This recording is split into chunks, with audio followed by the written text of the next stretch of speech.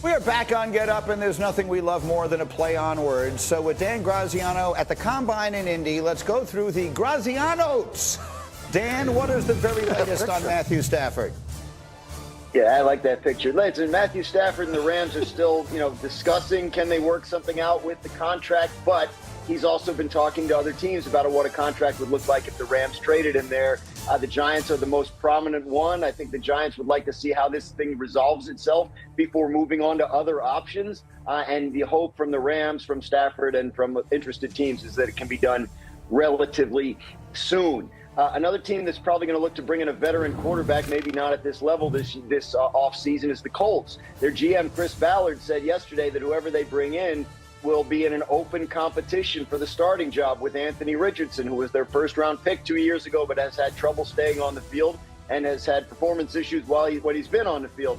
So interesting to see which way the Colts go, what level of player they add to this quarterback mix, and what that means for the future of Anthony Richardson in Indianapolis. And the Pittsburgh Steelers, their GM Omar Khan saying yesterday that they've had talks with the representatives for both Russell Wilson and Justin Fields, the two quarterbacks they had on their roster this past year, both unrestricted free agents. The Steelers, I think, would like to bring one of them back. Which one remains to be seen. That could come down to how the contract talks go, what the expectations are from the players, and which, if they have a choice, which one they like working with better last year. But it looks more likely that Russell Wilson or Justin Fields will be back in Pittsburgh as the starter this year.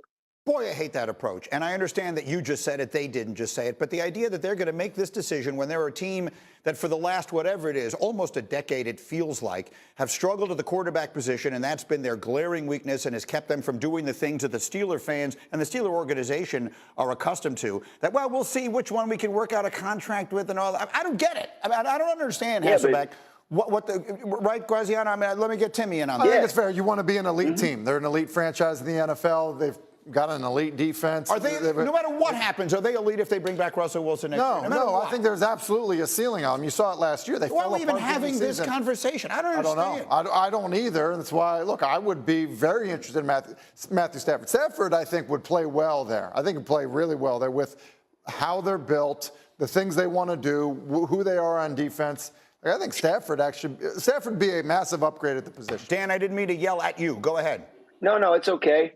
Yeah, I think the thing to understand about the Steelers, I don't get how anybody looks at the Steelers and thinks they're a quarterback away. They need help at wide receiver. They need to replace Najee Harris and probably upgrade at running back at that position. They have work to do on their offensive line where they have some free agency issues to settle. So the Steelers, remember, last year they got Russell Wilson on a minimum salary deal after the Broncos cut him, and they traded a late-round pick for Justin Fields. So they went the bargain route last year. I wouldn't be surprised if they tried to do something similar this year, considering how many other holes they have to fill so that whoever does end up being the quarterback has a better chance to succeed.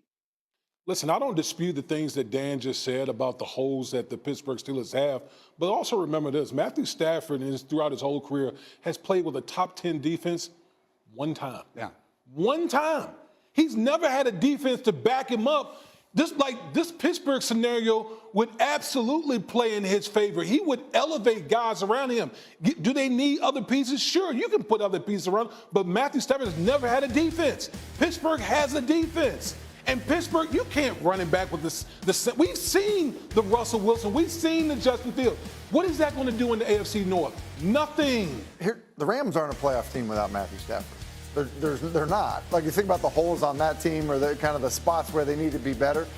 The impact Matthew Stafford would have on the Steelers, I think would be crazy. Yeah. That's an immense improvement. I think would drastically change that team. Unless you should wonder how real the possibility of Stafford leaving the Rams is. I want to play you some soundbite here from Sean McVay, so the outstanding young coach of the Los Angeles Rams. Bear in mind, I told you earlier this morning, my friend Nick Kahn always says, when you ask someone how they're doing, the more words it takes them to respond, the worse they're doing. Keep that in mind, and you listen to Sean McVay talk about where things stand between him and Stafford.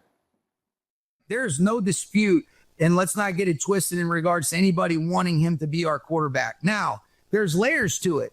We had something in mind, he had something in mind, and nobody was right or wrong. And then ultimately you're saying, hey, there's a ton of interest because this guy's an incredible player.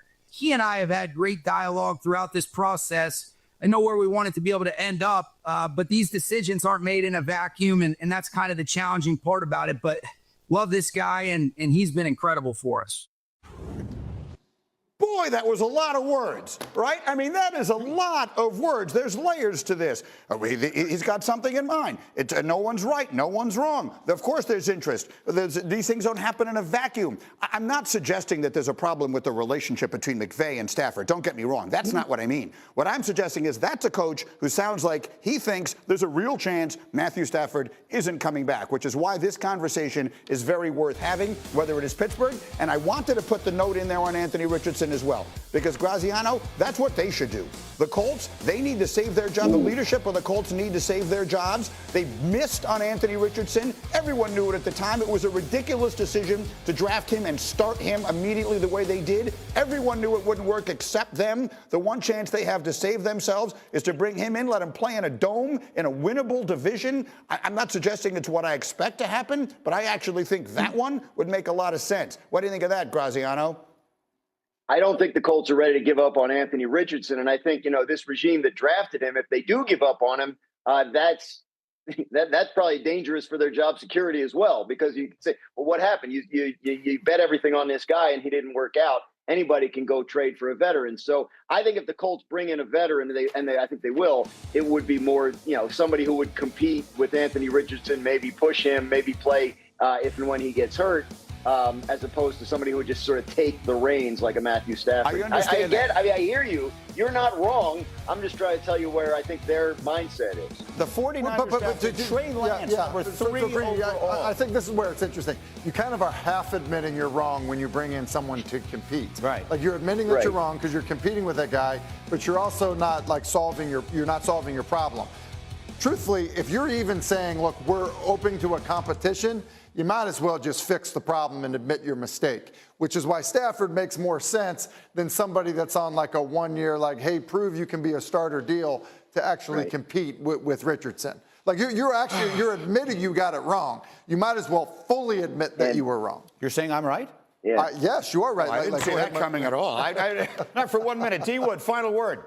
Rip the Band-Aid off. Rip it off. Rip the Band-Aid off. You like Chris Ballard and company have been in the building every day watching Anthony Richardson, not only the games, the practice, every little thing that you need to evaluate to see if this guy's going to be a franchise quarterback. You've had 2 years. You've seen it. Like, this whole competition stuff, it's rip the Band-Aid off. Yeah. Because the other alternative is you're saying, well, we're going to go out and get a quarterback, but not a very good one.